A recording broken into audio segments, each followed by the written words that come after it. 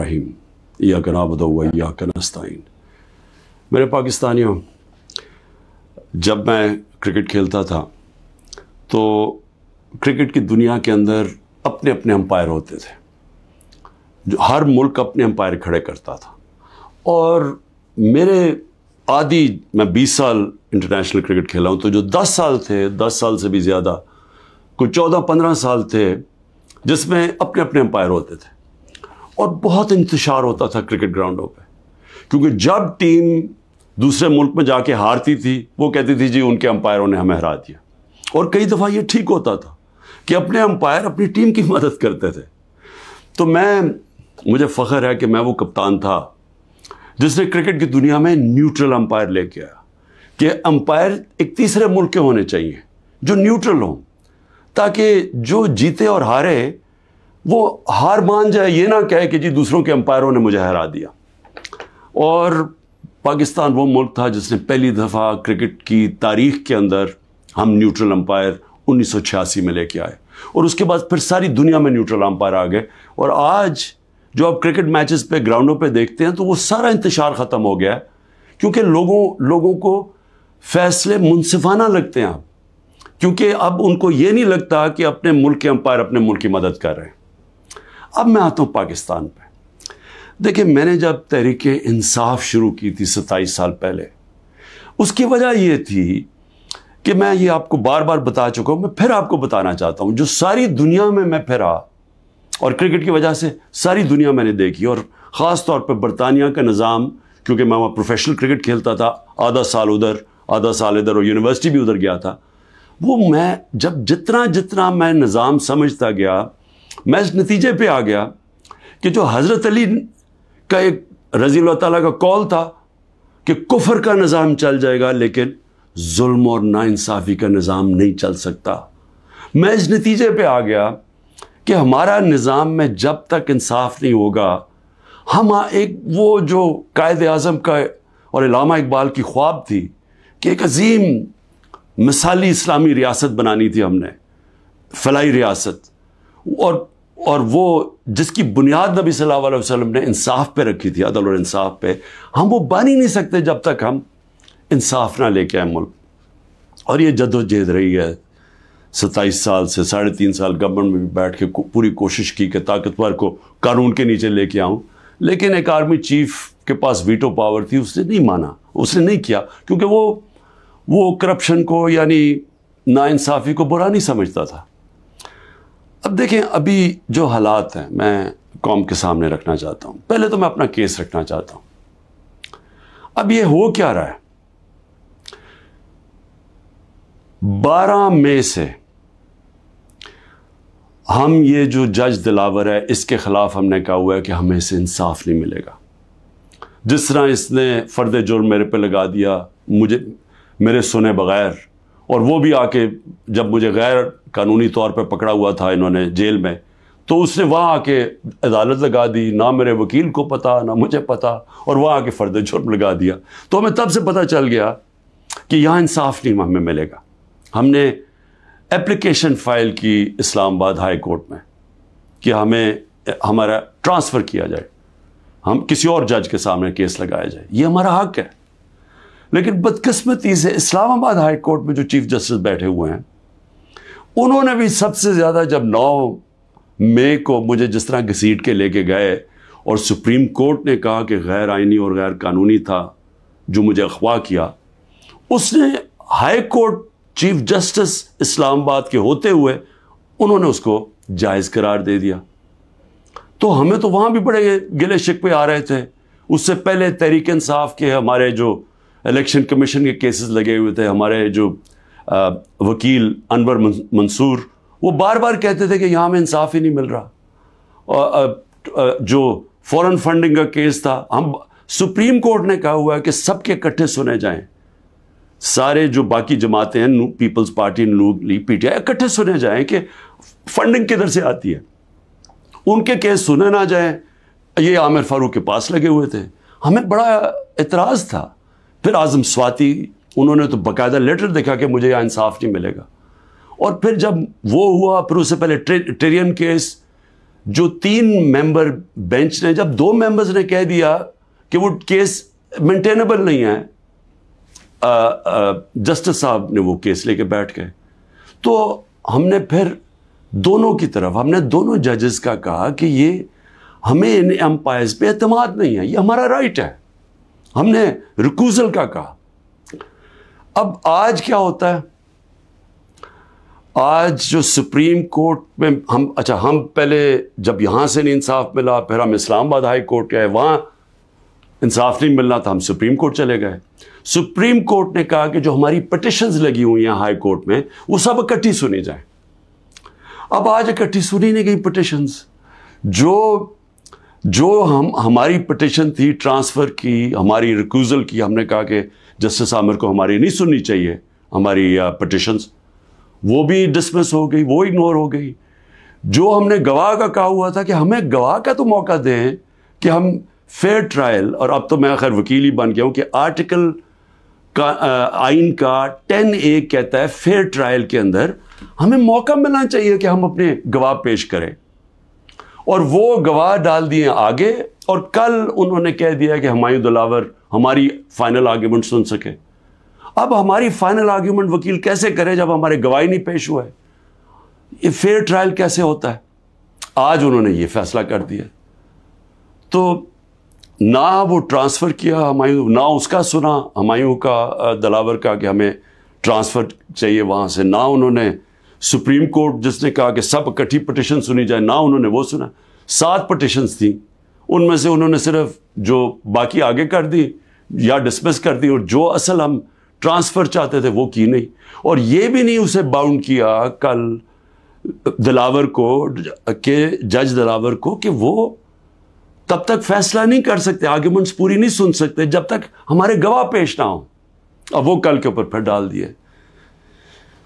اب میں صرف یہ کہنا چاہتا ہوں کہ دیکھیں, فیصلہ جو بھی آ جائے گا ڈسکوالیفائی کر دیں گے. کیا میں مطمئن ہوں گا؟ کیا یہ قوم مان جائے گی اس فیصلے کو؟ سب کو پتہ ہے کہ یہ 200 تقریباً کیسز ہیں. مقصد صرف ایک ہے, کسی طرح عمران خان کو راستے سے ہٹایا جائے, کسی طرح تحریک انصاف کو ختم کیا جائے.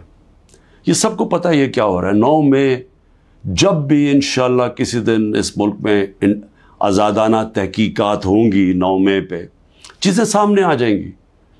اور یہ کبھی بھی نہیں ہوا کہ ایک سائڈ فیصلہ کر لیتی ہے, گورنمنٹ کا فیصلہ کہ جی تحریک انصاف اس کے اندر گلٹی ہے, ہم قصوروار ہیں, اور ہمارا موقف ہی نہیں سامنے رکھا جا رہا. ہمیشہ جج دونوں سائڈز سن کے فیصلہ کرتا ہے.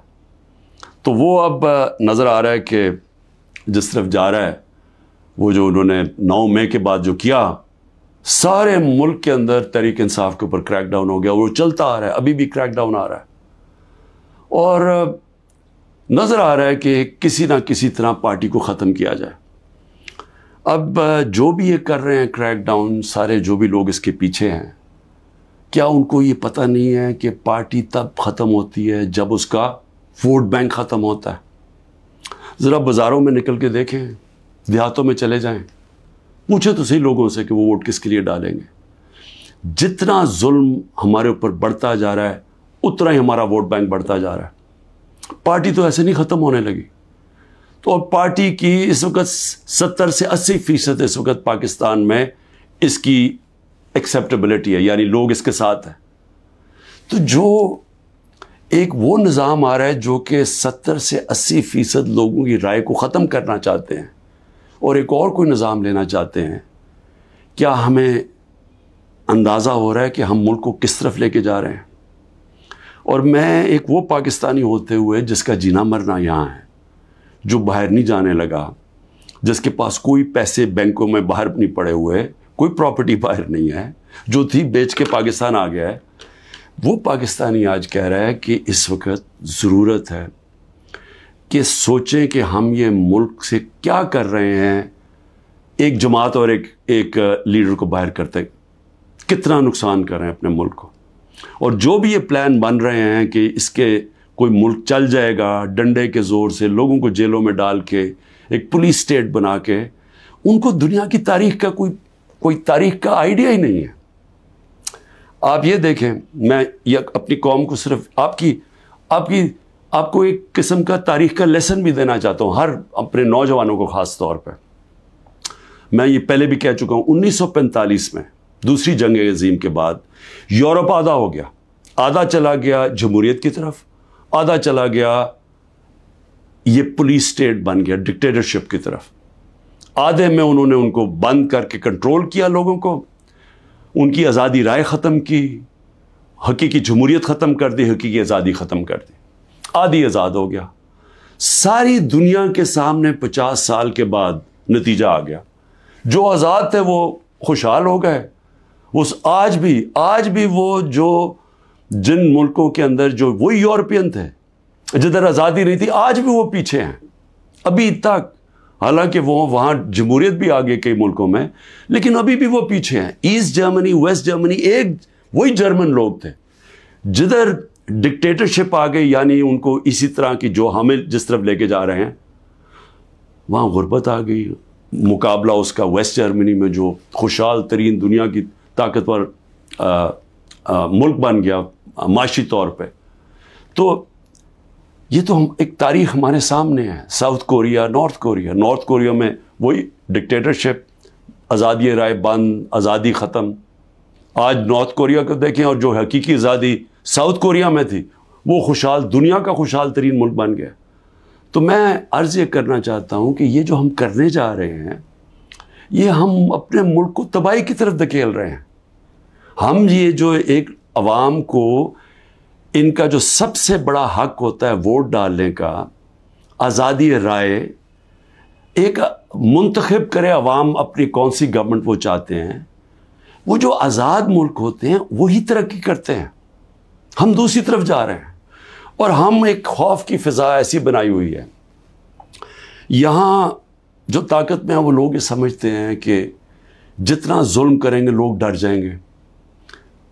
تو ڈر کیا جائیں گے؟ غلام بن جائیں گے، یعنی خوف کے غلام بن جائیں گے، ظلم کے سامنے جھک جائیں گے. جو میں بار بار مثال دیتا ہوں، جو یزید نے کیا کوفہ کے لوگوں سے، اپنا گورنر بٹھایا، اس نے ان کو ظلم کر کے ان کو سیم کے وہ لوگ بنا دیے جو جانوروں کے اوپر یعنی جانوروں کے لیول پہ پہنچ گئے. تو آج ہم وہی کر رہے ہیں پاکستان سے. مجھے آج ابھی میں وکیلوں سے مل رہا تھا، انہوں نے مجھے خبر دی کہ جو ہمارے سینئر لوگ جیلوں میں، ایک تو وہ ہیں جو کہ ہمارے کارکن جیلوں میں برے حالات میں ہیں، لیکن وہ جوان ہیں، تکڑے ہیں.